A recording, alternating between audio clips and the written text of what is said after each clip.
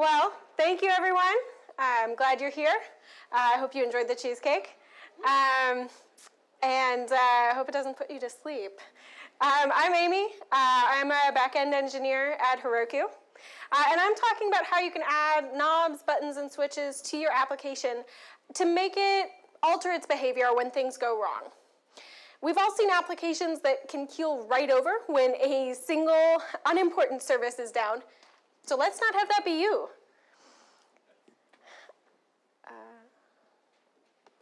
All right.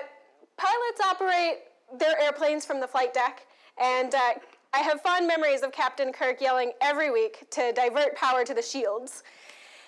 This talk is about what kinds of levers you should have for operating your application when the going gets tough. I want you to feel like when you're on call, you have that level of control over your application. So this means this talk is about application resilience, but it's only one part of the topic.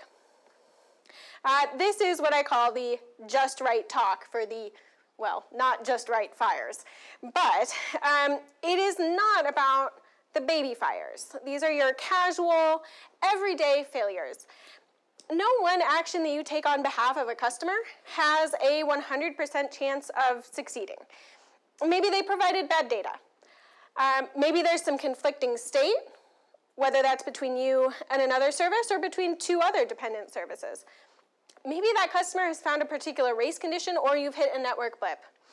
Whatever the reason, that request and many others like it may not succeed, but those are not what I'm talking about today. So this talk assumes that you have functionality for retrying requests, unwinding multi-step actions when you hit a snag 6 steps in.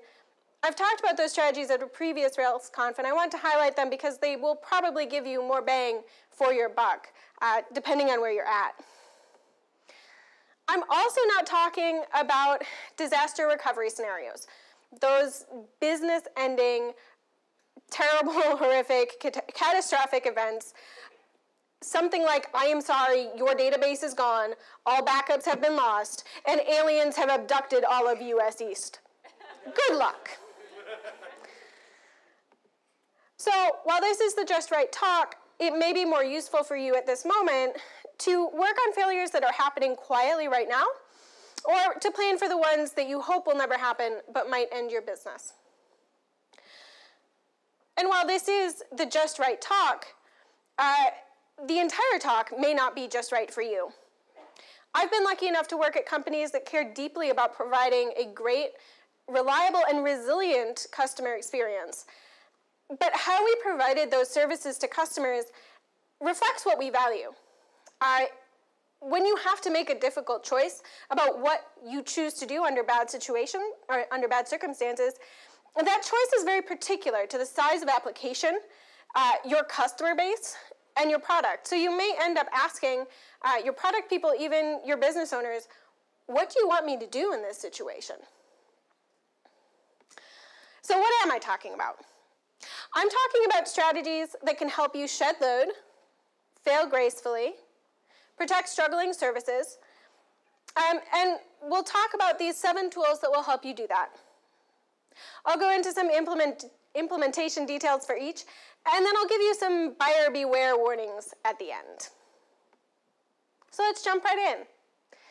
The first tool I want to talk about is maintenance mode. Going into maintenance is your hard nope, your fail whale. It should have a clear, consistent message with a link to your status page. And most importantly, it should be really easy to switch on. At Heroku, we have this implemented as an environment variable. The key thing here is that it's one button you can press and not a series of levers and dials. You should not have to follow a very long playbook in order to get this working for you. The next one I want to talk about is read-only mode.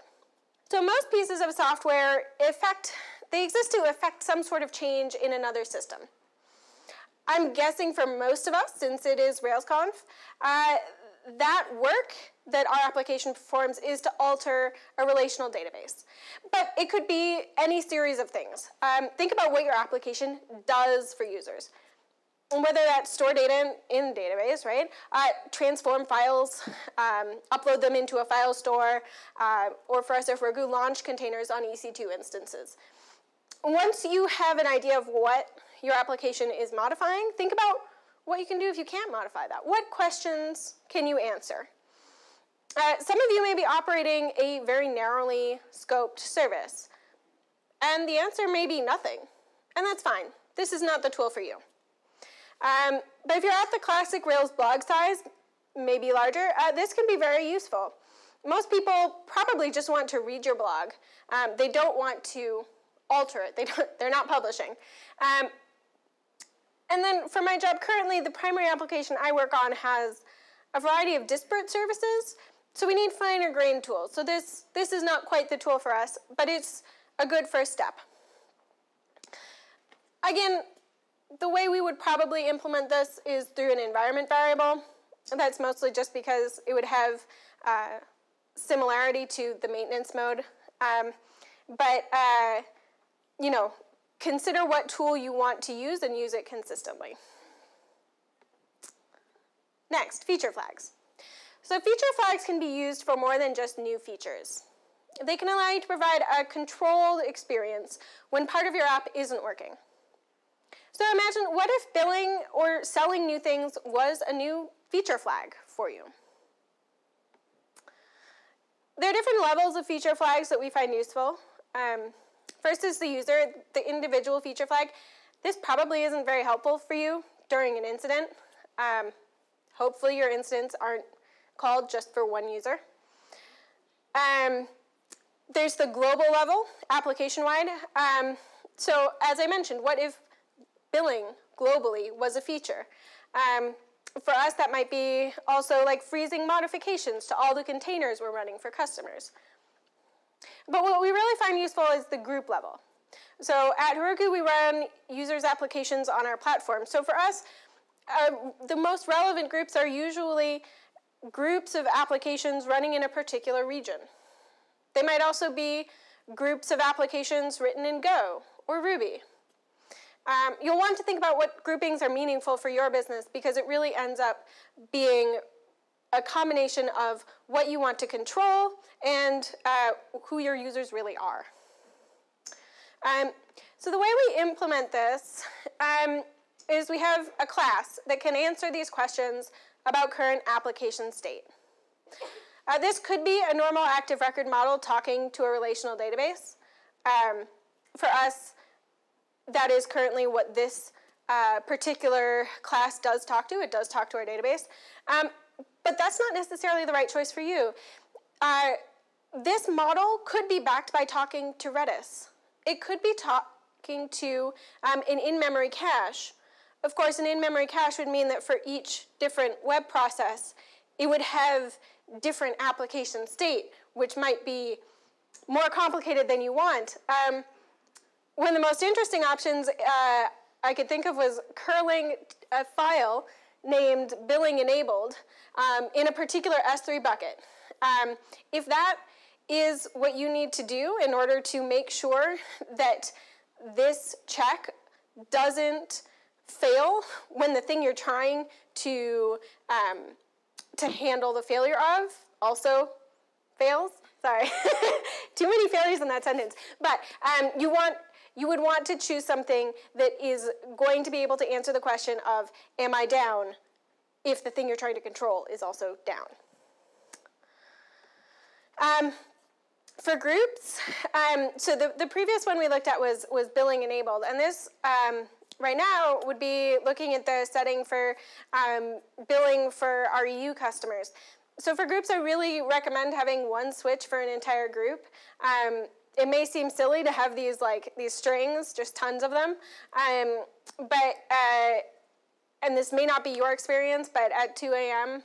We find that strings really are easier to copy and paste rather than trying to instantiate an application setting model for billing and then say that it's for the US group and then, toggle the enabled flag. Just a string works a little bit better for us. And really gives us more confidence that when we ask what what the current state of the application is, we know exactly what we're getting. Next, I want to talk about rate limits. So rate limits protect you from disrespectful and malicious traffic, but they can also help you shed load. So if you need to drop half of your traffic to stay up, you should drop half your traffic. Your customers, that respectful traffic, they may have to try 2 or 3 times to get a particular request through, but if they keep trying, they'll be able to do what they need to do. We see this strategy from AWS all the time. When we understand that we are in that state, that they are rejecting a fair number of requests because they are under some sort of load, we start behaving in a way that is helpful to them and to us. We stop sending excess traffic and we start repeating our single most important request to them, and then our second most important request. Eventually it gets through. Eventually that most important request to them will be accepted by them, and during that period we won't have been sending them tons and tons of traffic. Rate limits can also help you protect access to your application from other parts of the business that rely on you. Oftentimes the single application that a user sees is actually a mesh of assorted different services all acting together to create a single user experience. And while perhaps you absolutely can make that internal system function when other parts of it are down, it can be easier to just really try to protect that preferred traffic, in addition to the strategies here which will help you stay up even if parts do go down. So if you can prefer your internal traffic, it can help continue to present that unified front to customers and keep you looking up for longer. So we implement rate limits as a combination of 2 different kinds of levers. Single default and many modifiers for user accounts. And we find that this gives us the flexibility to provide certain users the rate limits that they need, while at the same time retaining a single control for how much traffic we are able to handle at any one point. So where we start is, again, an application setting. This is a global default of a rate limit. Here we're saying it's 100 requests per minute. Hopefully we can handle more than that, but let's just say that for easy math. And we have our customer here. Our customer starts with a modifier of 1, and what this means is that to determine the customer's rate limit, we will multiply the default 100 by their modifier of 1, which results in a rate limit, as you might expect. Sorry, there we go, of 100 requests per minute. Now let's say this customer writes in and says, hey, I really have these legitimate reasons that I need twice as much traffic. We say, great, we'll bump you up to 2. To a modifier of 2, which means at the end of the day, they get a rate limit of 200 requests per minute. Sometime later, we end up under a lot of load, and we're not able to keep up. And we make the tough choice to say, hey, we need to cut our traffic. And so we cut the default rate by half. So this used to be 100, we're now at 50. But what this means is that all of our customers, all of our accounts actually, including the preferred internal accounts, can, in one setting, be cut in half. So our customer here is back at 50% of his or her rate limit, 100 requests per minute, but that's still a little bit above, or significantly above, the default. So it allows us to rapidly cut traffic coming in without having to run a script over every single user to adjust their rate limit. I should mention that depending on your application, you may want to consider doing cost-based rate limiting. That may be a far better choice instead of doing request-based rate limiting. So in cost-based rate limiting, you're going to charge a user a number of tokens depending on the length of their request, so that they can't call your really slow endpoints as frequently as your blazing fast endpoints. This is helpful if you're doing request-based rate limiting, and then you drop your users to maybe, again, 50% of normal traffic, but they're still hitting that one horribly unperformant reporting endpoint because it's the end of the month and everybody needs their stuff. You could still be under excess load, and you might want to consider cost-based limits if you have a lot of reporting endpoints that really tax your application at particular times. Finally, it may seem counterintuitive, but the more complex the algorithm for rate limiting, the worse off you will be for denial of service attacks. The more computation time it takes for you to say that you can't process a request, the worse off you are when you're dealing with a flood of requests. This is no reason to not implement some complex rate limiting if you need it, but it is a reason to make sure you have other layers in place to handle distributed denial of service attacks, and honestly even the denial of service attacks that happen by mistake when someone just deploys a bug and you're getting hit over and over again. All right, next, stopping non-critical work. So let's say you're hitting limits on your database, maxing out your compute, hitting the limits of some other dependent service.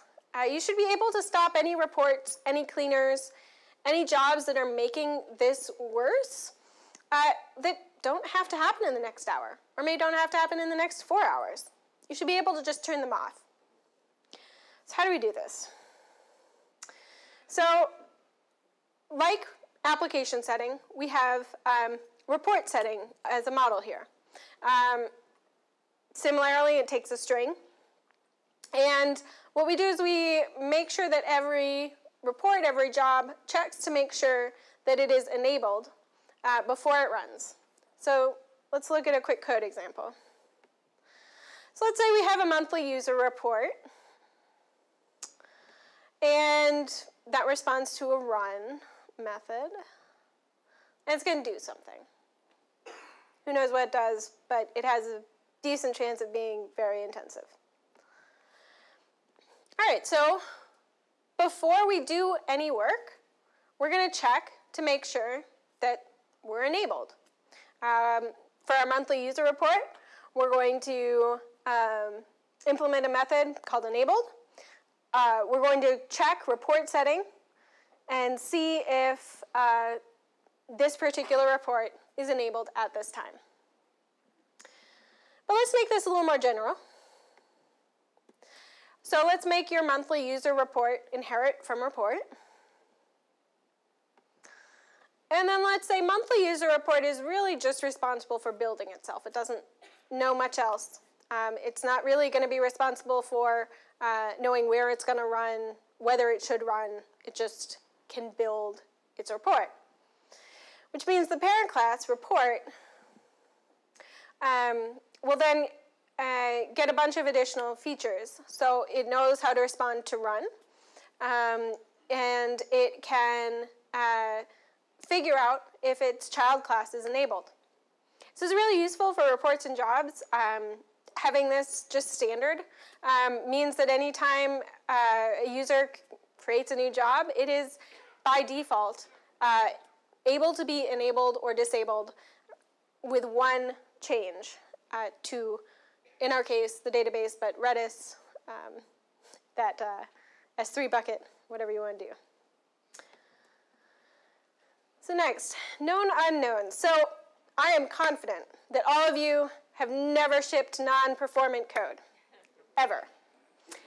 But I definitely have. The SQL you're shipping, they don't know how it will perform for your biggest customers. That you might want to have it under control if it does go haywire. We've plenty of new features that go out that we think are fine. We've done as much testing as we think is reasonable, but there's still, the hair on the back of your neck So if you're scared of it, put a flag around it. If it's a new feature, we'll put it in a feature flag. It's pretty straightforward, and we covered that a little bit already. But if it's a refactor, we usually have anything scary go out within GitHub Scientist gem. So using Scientist allows us to gradually roll out changes, refactors, but it also allows us to enable or disable the experimental code immediately if we see any problems. And the great thing is, because it's so fast to disable, we can do it even before we're 100% confident that this is what's causing issues. And the beautiful thing about having so many things configurable is if you have a little bit of doubt, you can just turn it off. And we find that eliminating those rabbit holes, things that might take one person an hour during an incident to look into to prove that that's not it, is really helpful. We all have biases that, I know that person's code, that's not going to be, that has to be it. Or maybe it's just that a change went out right at the time that you saw the issue. Being able to turn suspect things off is a really great tool to moving you closer to the real problem far faster. All right. Finally, I want to talk about circuit breakers. So circuit breakers allow you to be nice to the services that you depend on. They allow you to be a good neighbor. They allow you to not break them. And they allow you to not swamp those services as they're just recovering. So circuit breakers typically are responsive shutoffs. So responsive shutoffs look at all the calls you're making to a particular service, and they can be configured to look at particular metrics. So whether that is the number of timeouts over the course of 5 minutes, or maybe it's a 50% error rate over 10 minutes. Whatever you've configured them to look for, responsive shutoffs can automatically kick in and back off any calls to those services. That gives those dependent services, or services you're depending on, time to recover, but it also frees up your web processes to not spend the time calling down to a service that is most likely failing. Responsive shutoffs work far faster than any monitoring service that can go through paging your on-call person, getting them awake, getting them on their computer, and then having them look up the right playbook and then take action. So the hope is that by the time you page in the on-call person, the responsive shutoff has already kicked in and you're in a better failure mode. But you can also use circuit breakers in a hard or a manual shutoff. So this would help you specifically keep traffic away from a struggling service. In some cases, you might want to allow high latency. Let's say, maybe you have a 29-second request to a service every once in a while. You don't want that kind of request to trip the circuit breaker. But that does mean that if that service is in a high latency state where it's taking 29 seconds to respond to every single one of your requests, that means you're probably grinding to a halt, since your web workers are going to be tied up trying to resolve those downstream calls on behalf of your customers and not servicing the massive backlog of requests that you have coming in. So in that case, while you wouldn't want a circuit breaker to automatically trip, you may want to manually turn it off. The other nice thing, or the other use for these manual shutoffs is a misbehaving service. This is usually for internal services where engineers can be a little more honest with each other. If you have an internal service that's responding to 204 and you know it's just dropping requests on the floor, a 503 error can actually be better for your customers than allowing those two services to drift out of state or telling your customers that something's going to happen and it never does. So these would work in a similar way that our monthly billing report worked. In the same way that monthly billing report inherited from a report class, our billing service client would inherit from a client class that would set up, by default, circuit breakers for any of its children and would keep track of those individual circuits, again, backed by anything you want, whether that is, in-memory state, shared cache, data store. There are a number of good circuit breaker gems out there that you can just include, and we'll have support for this. And so I won't get into implementation too much, just because please go read their READMEs. They're lovely. With all these approaches, I would highly recommend writing tools to manage these circuit breakers that do not assume a developer typing into a production console, as I have here. A case in point, how many of your on-call engineers know and remember enough about electrical engineering at 2 a.m. to confidently remember whether open means sending requests or not? If you watch me giving this talk at RubyConf Australia, these will be flipped because I did not remember. So in this case, a circuit being open would mean that communication to the service is closed. So I would highly recommend writing a tool that allows your on-call engineers to see whether service is off and turn it off or on, or some other vocabulary that is universal and hard to misconstrue. Hopefully not at 2 a.m., but if needed, at 2 a.m. All right, so I want to talk a little bit about implementation. With all these buttons and switches, you really want to consider carefully how you form them and where you store their state. You have a number of options, some of which I've listed here. You can store them in a relational database, data caching layer, in environment variables. You can even have them in your code as a last resort. If you think that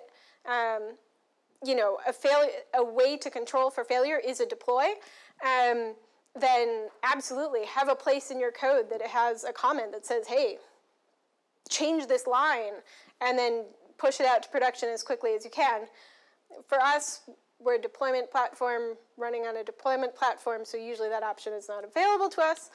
But it gets at this point of consider whether flipping a switch would require access to a component that could be down in a way that you would want to use the switch to control.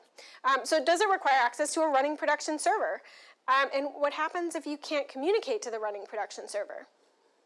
How might you change the behavior of your application if you can't deploy changes?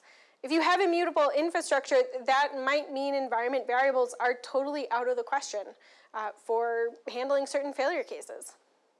One of the reasons why we rely so heavily on databases for storing our application state is because we have high confidence that our wonderful Postgres team, thank you, Gabe, will be able to get us access to the database in order to manually run SQL statements to flip certain bits. And in many cases, that would be how, instead of the lovely Ruby code, in many cases, our failure states would end up being us running SQL in order to flip a switch to allow our still running, but behaving poorly application to discover those changes. So a final note is to really consider how much work it would take to figure out if a switch is flipped or not. Because in general, the fancier and more sophisticated your switch is, the more likely it is to become part of the problem, or to confuse your engineers such that it is eventually the entire problem. And with that, I promised you some buyer bewares, some caveats. So here they are. First is about visibility. So you remember this picture? Yeah, so we've built a lot of knobs and switches in this talk, but you haven't actually seen a dashboard. That's because you'll need to build one. Whether it has a lot of pretty graphics or just command line output, having something that can pull the different places where you're storing your the state for your buttons and switches and combining it into one comprehensible place is really important for incident operations. Clearly understandable is not a bar that we meet at the moment, but we can discover the state of every single switch, even if it's way too much output. But we're working on that. Next, does it actually work? How many of you have tested your smoke detectors in the last month? Excellent. All right. Congrats, Gabe. You may end up being surprised at your dependencies, and more interestingly, you may actually be surprised at the dependencies that your dependencies have, especially if you're working with vendors, they might be running on the same infrastructure that you are. So if it's a critical switch, perform game days. You really don't have the confidence to know that it will work until you've really tried it. Of course, with that mention of vendors, right? Like you can try to turn off certain things, but if you don't have complete confidence about what other people's work is built on, it can be really hard to kind of tease out what exactly you need to turn off in order to simulate a complete outage of a particular component. So this leads me to my next and final point. You're really trading knowledge for control here. The more configurable you make your application at runtime, the less confident you can be that it will work in predictable ways. Have you tested for this user when flagged into 3 things, flagged out of 2, and with a service shut off? I'm guessing not. And if you did test that, I'm questioning the size of your test suite. And more than just unit tests, keeping production, staging, and development environments in the same state has been a problem for many of the teams that I've worked on, and I don't know of a good solution. And yet, while you are trading knowledge for control, I'd still take this deal any day. I'd rather have control over my app to mitigate issues than to know confidently the exact and particular way that my app is down and have no way to do anything about it. So thank you. I hope that this has given you some ideas about ways you can make your application a little bit more resilient to the fires you inevitably will see. I do work at Heroku. We have 2 lovely other speakers. Stella starts tomorrow morning right after the keynote, followed up by Gabe. So if you want to learn about using Kafka in Rails or how Postgres 10 is going to make your life awesome, please check us out there. And obviously, come by our booth, which opens tomorrow as well. So thank you, and I am happy to take questions for 7-ish minutes, or have you all disperse? Thank you. Yes, yep. So the question is, when do we start thinking about adding in a new knob or switch? Usually after an incident. Some of them are longer term, more thoughtful things, but yeah, at this point, most of the new ones are something went wrong and we didn't have the ability to control it, so we don't want to have that happen again. Yep. How do we train new developers? I think that ties into how do we onboard people into on-call. We rely on a couple things. First of all, shadowing. We really do try to get people comfortable with the idea of being on call by having them shadow on-call engineers during the day. So they're not getting any pages, but they're in there. They're seeing the person's screen. We do have documentation, but honestly, that's like one of the, if you're in a really tired state, the likelihood that you are going to think, oh, let me read through these 50 pages of documentation is next to nothing. So we really want to get people to the point that they know what they're searching for through our docs and through, hopefully with a playbook, it's a little bit more directed. You know which ones you're looking for. But again, if you're in a kind of an information discovery phase during the incident process, We're probably like 4 or 5 hours in. So yeah, lots of shadowing, encouragement to read the docs, and then a strong reliance on telling people they really should just page someone. As the secondary for a new person going on primary, I am more than happy to be woken up. It needs to happen every once in a while, and I want them to feel supported. So making sure that they are totally okay, regardless of the hour, and that I am relatively chipper when I am in fact paged in, is really important to us. So yeah, no magical system to it, but just making sure people feel confident and aware of things. Where do we store state? Okay, so as I mentioned, we primarily store state in Postgres for us, and also in Redis, because again, we have confidence that our data team is, just because of our infrastructure is relatively separate enough that if something catastrophic has happened to us, most likely they're going to be able to get us in. All right, well, I see people queuing at the back for the next talk, so thank you very much, everyone. Yeah.